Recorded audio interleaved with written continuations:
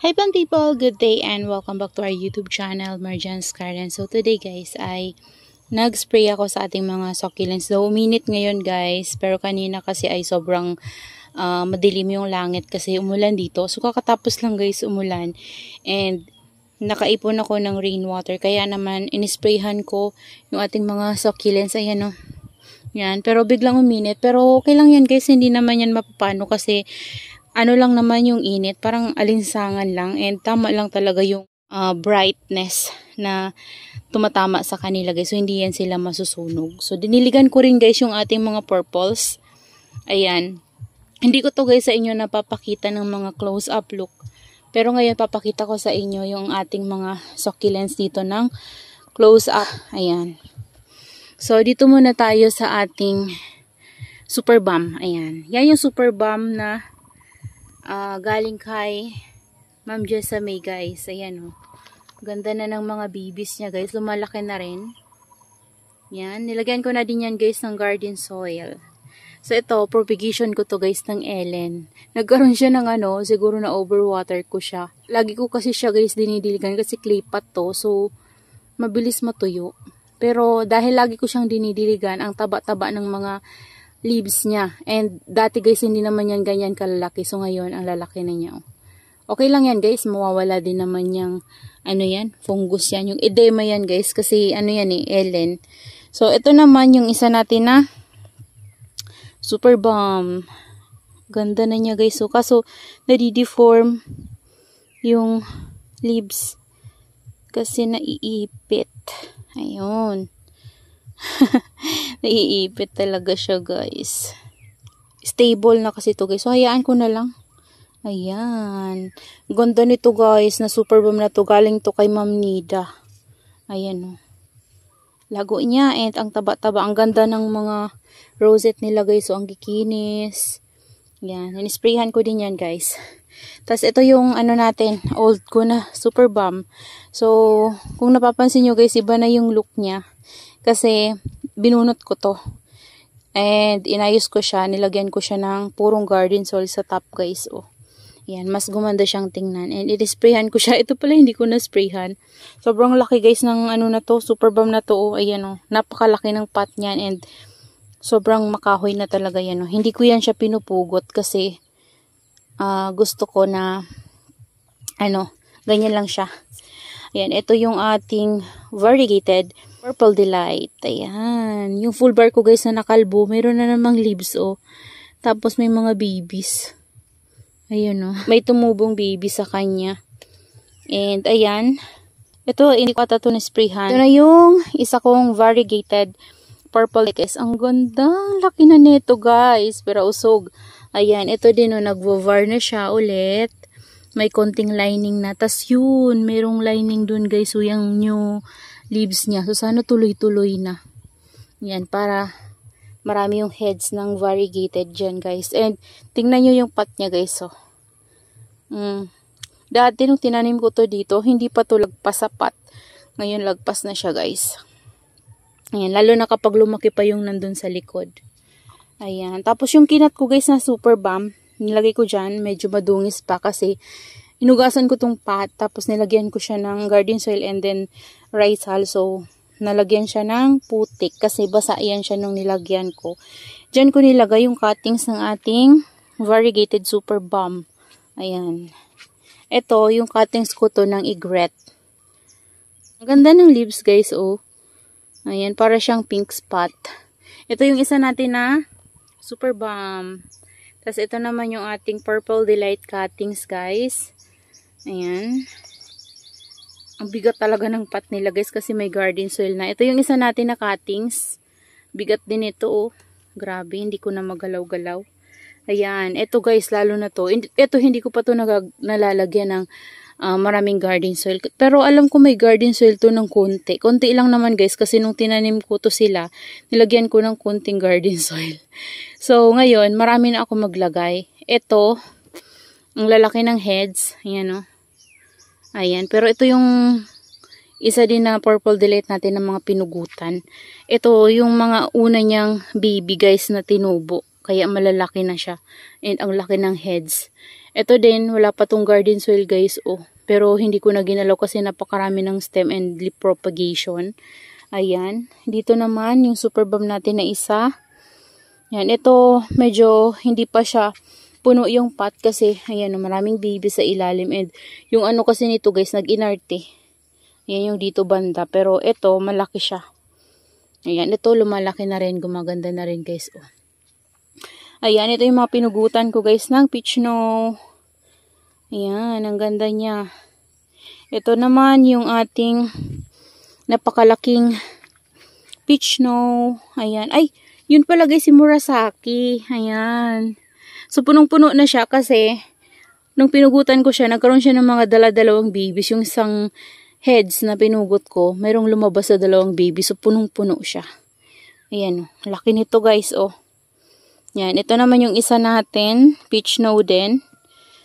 Yan. Ito, yung mga peach snow ko dito guys, hindi masyadong nagkaroon ng fungus nung kakaulan. Pero ito, diniligan ko din to guys. And hindi masyadong mabigat yung pot nito. Kasi konti lang yung garden soil nito guys. Yan, ito din yung mga pinugutan ko before. Ayan, kakapal din to guys ng sobra kasi maliliit pa yung mga, ano kasi niya, mga bagong tubo na bibis. Kasi kinatan ko rin to guys. Ayan, kasabayan nito yun sa unahan. Ayan.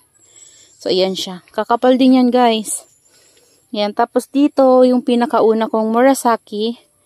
Ayan. Nabili ko to, guys, ng mga clamp. Pero, ang liliit lang nito nung nabili ko. Kay Succulent Amore. So, ngayon, lumalaki na siya sa akin. Kasi, ang liliit lang yan, guys. Nung nabili ko, ano ba kaliliit? Parang ganito lang, yung mga heads niya. Ganyan lang, Pero, clamp, siguro mayroon siyang mga 6 heads sa isang, isang stem. And, ano yun guys, maliliit pa sila. Parang 100 ata bili ko noon guys. Maliliit pa. So, medyo mahal-mahal pa yung, noon, Murasaki. Nung nabili ko to. Ngayon lang talaga siya guys, lumalaki. Tagal na yan guys. So, kasi tingnan nyo yung pinakapuno niya, matatangkad na. Ayan yung mga leaves nila dati, oh. Ayan, maliliit pa. Ayan, so ngayon, palaki na. Ayan. Ito talaga, ito yung natamaan ng fungus. Ayan guys, so. Pero sa new leaves niya, wala na kasi nadiligan ko na to ng tango. Yung systemic fungicide. Ito din guys, ayan, diniligan ko kasi to. Tinamaan din to ng fungus. Pero sa new leaves niya, wala na kasi diniligan ko siya ng tango. Ayan. Sayang nga guys, mas maganda sana kung hindi sila nabawasan ng leaves. Pero nagdadry kasi yung natamaan ng fungus. So ayan, oh. Nagdadry siya kasi nadiligan siya ng gamot. Yan guys, so yung may mga tama yan, magdadry din yan. Pero hindi pa sila nagdadry sa ngayon. Antayin lang natin. Ito din yung isa nating Murasaki na napakalaki. And pinugot ko yung dito niya sa, guys, so mayroon ng baby. Dalawa, ayan. So, ayan guys, nag-baby na siya. Ito yung pinugot ko sa kanya. Wala pang roots, ayan oh. Kalos na siya. May fungus din to, oh. Ayan. Ito nga sana, plan ko din i-cut. Kasi sobrang tanda nung stem niya, guys. And one head lang. So, gusto ko maparami. Pero, titingnan natin, guys. Diniligan ko kasi hindi ko siya mapugot ngayon. Ayan. Ito din. Tanggalan lang natin ng mga water sa top.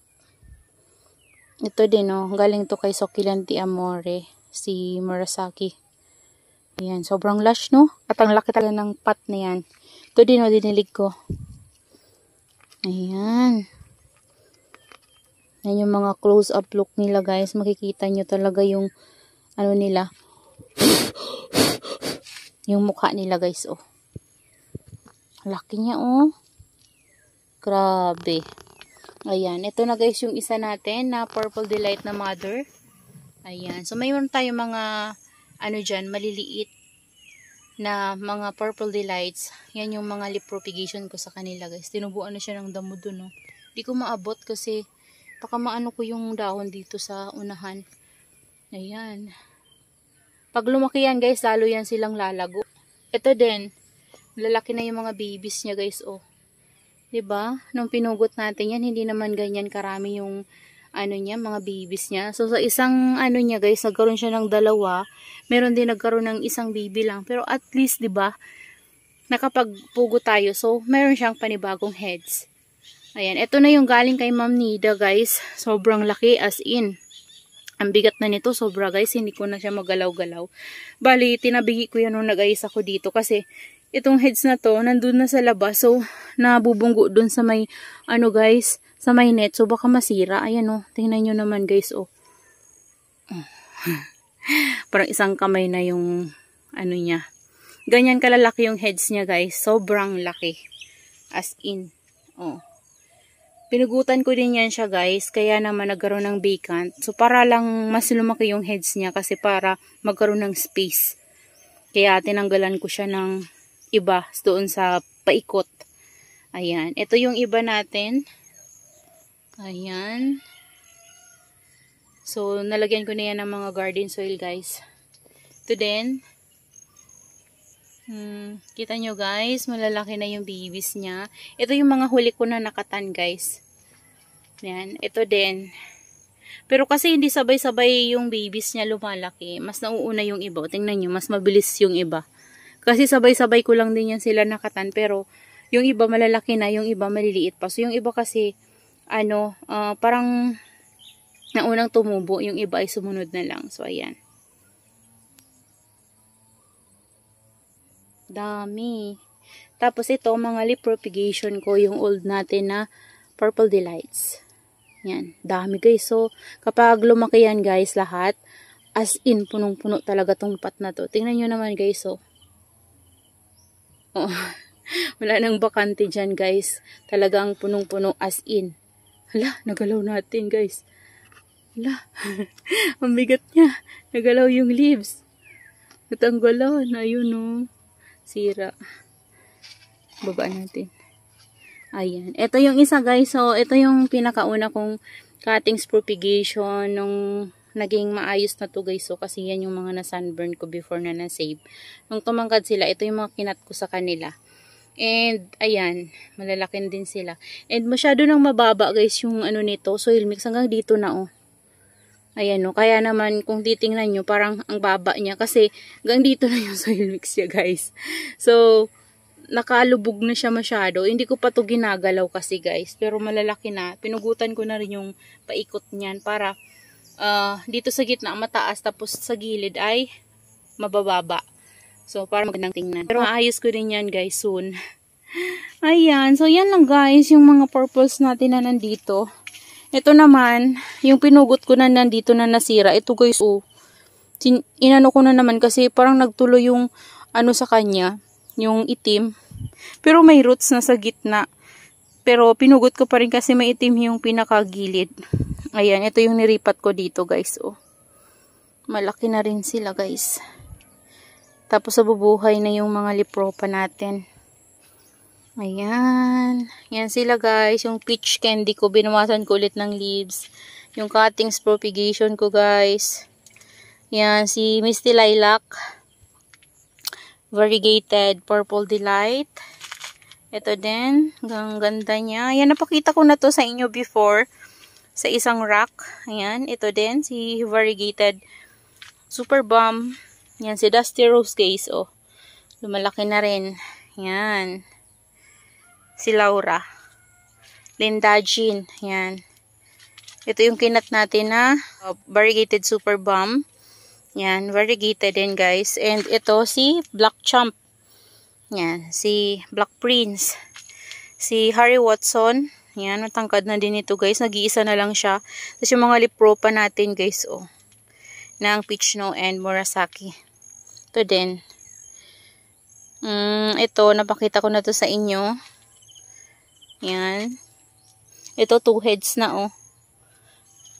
Yan, si Black Prince, si Orpet. Ito din, si, hindi siya na-stress. Si Hobbit, ang dami na kasi niyang, tumubong babies. 1 head lang yan before. Free yan sa akin ni Ma'am Mercy. Ito din. Yan, si Laura. Si Trumpet. Yan yung nabili ko kay Ma'am Connie. Si Monroe. Ayan, guys. Champagne. Si ano to? Si Brinks Blue. Yan, si Trumpet ulit. Si Laura. Fat Beauty. Ayan. Ito, sino ba to? Star Valley ata to guys. Ang laki niya. Ang ganda niya oh. Yan. Ito guys, si ano ko to oh. Monroe na nag-iinarte. Napupunggus yung top niya. Ewan ko ba nito? Parang pa-crested na ata to ah. Ewan ko dyan guys. Nagaganto kasi siya oh. Ang laki niyan dati. Parang yung isa kong Monroe. Pero nagkaroon kasi siya ng sakit. So, ito si Heart Delight ko na nasira yung isang leaves. Ayan na may Beyonce. Ayan. Tagal na nito sa akin guys. So, ang tangkad na niya no. Ayan. Ito si Sang-a. Si Tromso. Si Cream Tea. Ayan, ganda ni Cream Tea guys. So, ito naman yung isa nating Monroe. Dito ko nilagay. So, yan sila guys. Dito sa ating rack na to. So, yan yung full view ng ating purples area guys. Ayan sila. Sobrang ganda nila guys. Oh.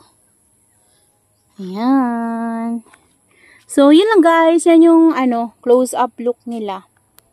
Ayan. Sobrang ganda talaga ng mga purples guys kapag sama-sama and nasa white pot. Sobrang ganda as in. So kaya kung gusto nyo talaga guys parami ng mga Purple Delight, yan mga Purple Super Balm and Peach Snow and Murasaki, pwede kayong mag-cutting sa kanila. Lalo na guys kapag bare months na, sobrang bilis talaga maparami nila guys as in. Ayan. So, yan lang guys. Maraming salamat po sa inyong panonood and see you on my next vlog. Happy gardening everyone. Bye!